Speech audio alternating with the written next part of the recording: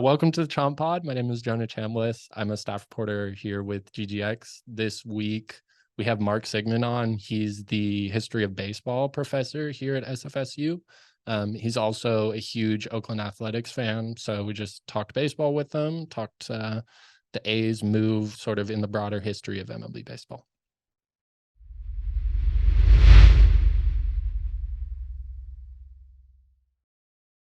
So I'm here with Mark Sigmon, SFSU professor. He teaches a history of baseball class here on campus. And I think I just wanted to sort of get an idea of what your class is like and talk to you about the A's. We talked a bunch just off camera about the A's and the A's move. And I sort of just wanted to do a little conversation about it from a historical perspective as well, right? Sure. So I guess intro, where are you from? Where did you go to school? You're a huge A's fan. How did you become an A's fan? Okay. How should I put this? When I was real young, my dad was in the Navy, and we ended up going to Oslo, Norway, serving with NATO. And I was on a little league team. They tried to make it as close to Americanized as possible. Yeah. And I had a chance to write away to a letter to a baseball player I'd never heard of, a guy by the name of Carl Yastrzemski. And he would send back free batting tips and stuff. So I was a little kid. So I wrote away to him, and he wrote back. And then I became like a hardcore Red Sox fan. And then my dad got transferred to Alameda, which is right next to Oakland. And I was still a hardcore Red Sox fan all during the great championship years of the Oakland A's in the early 70s. But then when I was a freshman in college, it was Ricky Henderson's rookie year. It was Billy Ball. And I decided, you know what? Red Sox are never winning. And if I'm ever going to switch allegiance, and then I switched over to the A's, and I've been an A's fan ever since. And right up until the last year or so, I would say it was one of my better baseball decisions. But yeah, so that's how I became an A's fan. I think it is worth going back and saying you were pen pals with Carl Yastrzemski. Well, sort of. Carl Yastrzemski's a Hall of Fame Boston Red Sox. He was a first baseman, right? Yeah, and well, he played first base, also left field. Yeah, for the Red Sox. I wouldn't say I was a pen pal. I was just like, there was an ad in Boy's Life, and I answered the ad, and I got back. I was thinking, though, it was like little things like that. It was free, right? And it just made me into a lifetime fan. Yeah, connected you to the game. We don't do that anymore, do we? Yeah, they don't have anything like that where some little kid could write into some baseball player. And I guess, I don't know, I guess with social media and stuff. Yeah, you can sort of connect to them a little bit. Yeah, sure. Yeah. Sean, who's one of our reporters here at GGX staff, told me to ask you about Ray Fosse. Are you a huge Ray Fosse was a catcher for the A's. He was like a beloved play-by-play announcer who passed away recently. But Ray Fosse, every A's fan loves Ray Fosse. Is there a memory reason for Ray Fosse in particular? Well, again, I was a Red Sox fan. Fosse was a member of the World Championship A's teams, but in my class, History of Baseball, we talk a lot about like who belongs in the Hall of Fame and who doesn't belong in the Hall of Fame. And when we get to Pete Rose, and should Pete Rose be in the Hall of Fame? And I'm like, oh, hell no, he should not be in the Hall of Fame. One, because baseball has one rule that's in every single clubhouse, which is don't bet on the game. Yeah. And two, because he ran over Ray Fosse in that All-Star game and broke his collarbone, and he was never quite. He really, his career kind of. That's a very famous Pete Rose hustle clip where you're just like, why? Exhibition game. Yeah. Yeah. And he didn't even have to. He had a clear path to the plate. Yeah. So yeah. You touched on the history of baseball class. What is that class like? And I think in the question I had, is it as fun to teach as I would expect it to be? I mean, how did you come up with that class and get that approved? That's okay. A kid's dream. Yeah. Well, let me just give you a little bit of academic Yeah. background. So I grew up in Alameda, and I went to UC Berkeley for my undergraduate. And then I got a degree in history from Berkeley. Wasn't sure what I was going to do, so I applied for graduate school, and I got into graduate school, and I ended up writing a PhD at Berkeley. And then I graduated. It took me a while. I graduated in 1995, and then I got hired here at SF State, and I was teaching here, and I've done well, kind of popular with the students, and Likeable. yeah, yeah. Uh, and then there was already a class on the history of baseball. Jules Teigel, who wrote a book on Jackie Robinson. He and an English professor, Eric Solomon, started the class, I think in the early 2000s, maybe late 90s. Yeah, but Jules sadly passed away of, I think it was pancreatic cancer. And so the class was dormant for about 4 or 5 years. And then in, I think it was 2013, I asked my department chair, hey, what would you think if I took Let over me the have class? it. And she thought about it for, I don't know, 20 or 30 seconds. And she said, yeah, sure, go ahead. And so I've been teaching it ever since 2013. So, And what do you learn in that class? I mean, is it the history of baseball? Do you go back and sort of talk about who is the MVP in 1980, or is it sort of notable historical things within baseball's history? I think it's really interesting. Once you start teaching the class, you start seeing different trends and how different trends come together.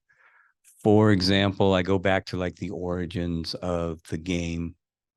And one of my favorite stories that I teach about is there was this team in Philadelphia, the Philadelphia Pythians. They were an all black team. And in 1869, they applied to join this sort of new baseball league that was developing. There's like this fraternity of baseball players, and there were something like 200 teams that applied, and they were gentlemen. And most baseball players at the time were like gentlemen, but they were black. They had gone to this incredible finishing school, and the powers that be, the people running the league, were like, well, if we let in a black team, it might offend some people, but if we kick them out and don't let them come, well, it won't really matter. And I see that sort of genteel racism in the early game of baseball. But the other thing is, one of their star players and the captain of the team was a guy by the name of Octavius Cato. And he was a great baseball player, but he was also a social activist. And he was actually shot to death trying to vote in Philadelphia in 1872. And so, because I've studied U.S. history and I've taught U.S. history, I see these trends throughout U.S. history. And then you see how baseball reflects a lot of those trends. And so, like, there's that sort of violent racism along with the genteel racism in the 1860s and the 1870s. And, you have this baseball illustrates that. Yeah, sort of reflecting back the cultural sort of what is happening at the time. Right. That's interesting. I brought you here to talk about the A's. We're both A's fans. That's how we met. We talked about, I came to your office and talked about the A's with you. Right. First, as a fan, how do you feel about the recent sort of everything that's happening? There's so much going on, but in general, sort of the move to Las Vegas. Now we know it's to Sacramento for a few years before it moves on to Vegas. Just how, as a fan, do you see that move? What does that make you feel? What's your reaction to the move, really? Yeah, it's really hard, but no, don't get mad at me. But I don't watch the A's anymore for the first time since, I think, 1978. Last year was the first time since 1978 that I wasn't following every A's game. At first it was on the radio, and then it was on cable television. So I had a whole bunch of more time last summer, and this summer as well. And I kind of hope that the A's lose every single game as long as Fisher is the owner. And I am part of the boycott. I'm not going to go to a single game. I'm not going to give him another one of my dollars. And my brother, who's up in Washington, was like, well, it's not the players' fault. You can still cheer for the players, but nah, I don't want to give Fisher don't want to that give him a dime. satisfaction. Yeah, that is sort of the why can't I think of the word? The situation we're all stuck in fandom, and also not wanting to actually monetarily support that situation. I guess, what do you think of John Fisher? That was a question on my list. Just we talk about it. I said to you before we were recording, it's just Major League incarnated in real life, the Major League movie where this owner's trying to lose to sell the team. What do you think of that situation? What do you think of this owner who's really just putting fans down, right? Yeah. I tend to, well, there's a lot of different ways to look at it. I tend to blame the rest of Major League Baseball. They could have stopped this a long time ago. The very fact that Fisher is even talking about moving to Las Vegas, it's because in the collective bargaining agreement that baseball signed with the players the last go around, they said he had to have a stadium in the works, funding for a stadium in the works by January of 2024. And they were so close at Howard Terminal. At least that was the impression we got. Yeah. The thing that ticks me off the most about that is the Coliseum is a great site for a baseball stadium. It's right next to BART. You can just walk across the bridge. But he said he wanted this sort of out of the way place to develop this major real estate thing. And then all of us said, well, he owns the team, and if he's going to keep the team here, we should support this Howard Terminal, even though the Coliseum is a much, much better location. And then he sort of strings us along.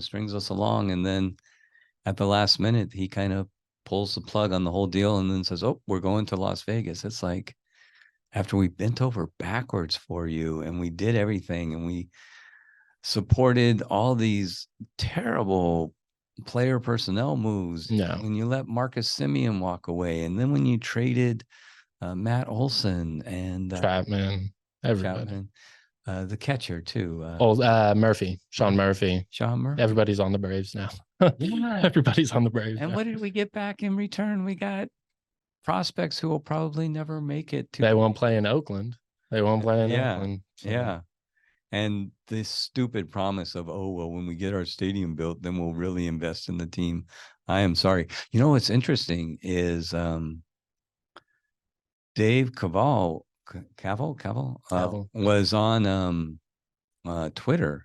And when he became sort of like team president or whatever his role is, and I was actually texting back and forth with him, and he was talking about how he wanted to come to our class and talk to SF State students about the A's. And he had this open window where you could come talk to him and stuff. And now it turns out that he's just a two-face liar. Yeah. So they went back on that one. Yeah.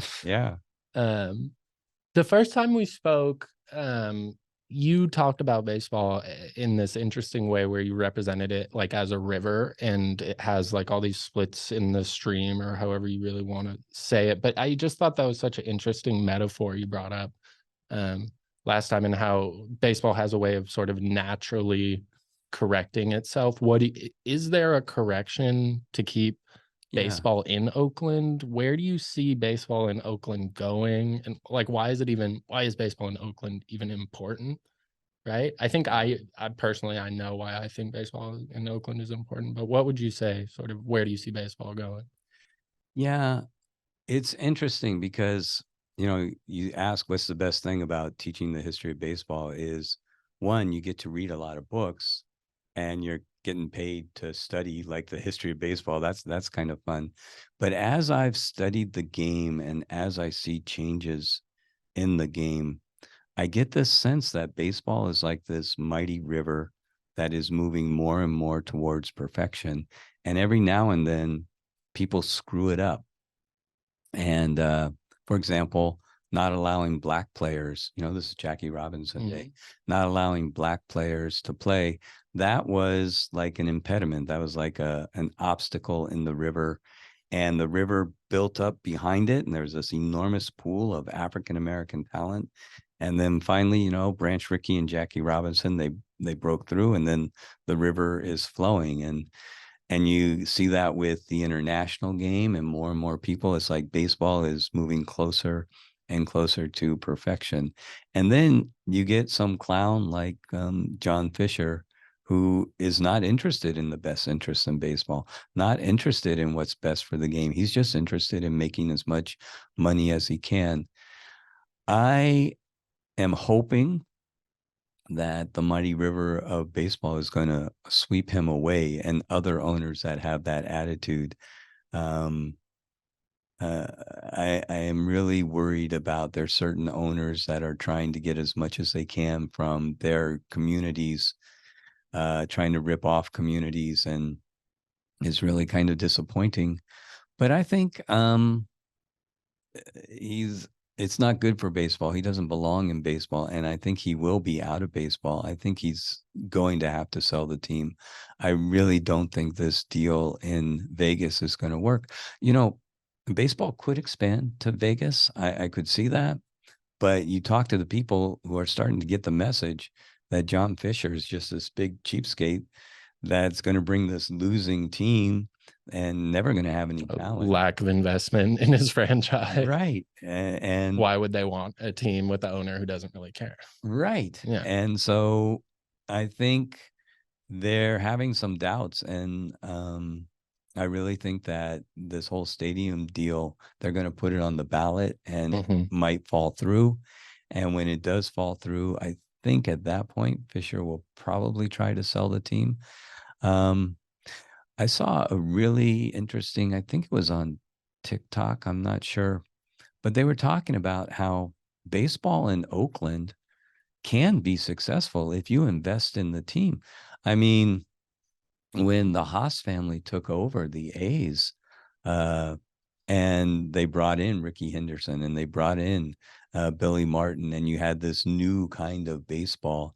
And then when they developed the team until you get to Jose Canseco and Mark McGuire and the shortstop, I'm blanking on his name.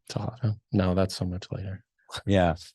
Anyway, 3 rookies of the year in a row. And you had Dave Parker, and you know what? The place was packed. Yeah. And the Giants were talking about moving to Tampa Bay or something. And yeah. So I think even in recent times, the most recent wild card game, I was at that game, and they had to open the third deck for everybody because tickets sold out. So even recently, we've seen people in Oakland will show up to games if the team is competitive, right? Yes, it's Oakland, but also the other thing is that every owner in baseball, I think, would love to have sellouts every night and put a incredibly low salary team on the field, but it doesn't work that way. If you're winning, people will come. If you're losing, I mean, I hate to say it. I mean, no matter how nice the park is, if you're investing in the team, growing the team, and you're winning, then the fans pack the stadium. And if you trade away all your best talent, trade it away before they're even arbitration eligible, then the fans finally say enough is enough. And you get to the point where opening night, they drew 5,000 people or something. Yeah. And the more people I talk to, I've done interviews with a lot of people over the last month or two about the A's and their fandom about it. Most people sort of are falling on the, I'm not going to be a fan anymore type of route, which is sad. That's just the MLB losing, viewership and fans losing something they cared about, which is sort of the main, for me as a fan, and I'm a journalist, I cover it, but as a fan, it's just a bummer. It's like Oakland baseball is this really nostalgic thing for me from growing up, and it's a bummer to not have it there. Yeah. It's just going to be missed. I think Oakland fans will be missed from the league too. So. Yeah. You can see, I don't know if you went to the fan fest, but I went to like the fan fest that the fans themselves put on, and the spirit there and the camaraderie and I mean, Oakland's always had these amazing fans, especially out in the bleachers. Yep. And yeah. It can be incredible. It can be incredible, and it will be incredible again. I don't know if it'll be with the A's or if it'll be with an expansion team or something, but at some point, Fisher is going to sell that team, and I hope he sells it to local, because the mayor of Oakland has people lined up. I told you I did an interview with Casey Pratt, and he told me, he said there's multiple buyers who are interested, but they can't say it because MLB ownership is sort of this close-knit, right? Sort of boys club. But there are billionaires who want to buy the team, keep it in Oakland. It's simple as that. It's just Fisher doesn't want to sell it. So if Fisher doesn't want to sell yet, I have a funny feeling that he's trying to jack up the price and trying to get as much. It's already 10 times what he paid for it. And the Bay Area is a huge market. That's the other part I hate. It's like the Bay Area is not this huge media market. Like we're a huge market. To draw an analogy to a different sport, it kind of reminds me of the Super Bowl a little bit, in that if you remember the last drive that the Chiefs were on, right? The Niners just needed one stop. If they could just get one stop, they would win the game. And they had many opportunities. And that's sort of how I feel about the A's. We just need one stop. You know, it could have been that the other owner said, no, we're not going to waive the relocation fee, $500 million. We're not going to let that slide. And then it would have been stopped. Or and Vegas could have said, no, we're not going to fund this stadium.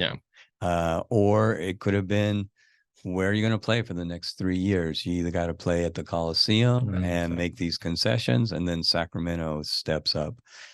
Or it could have been the television contract. They could have said, we're not paying you $70 million to play in a minor league park. And again, a minor league park it's not Major League Baseball. The river is going to wash that away. I'm sorry. That's hopefully. Hopefully. I have faith in the mysticism of the game. I love that analogy. You said that analogy to me the first time we met. I was like, I'm going to get this guy on the podcast. He can talk. Well, Mark, thank you for sitting down. I know you wanted to, we got to get you out here before 4 o'clock. And I just appreciate it because these are the stories I like doing. These are fun. So I really appreciate it. Thank you so much. My pleasure. Sweet. Thank you. Right. Thank you for listening to the Chomp Pod. We'll be back with more episodes in the upcoming weeks.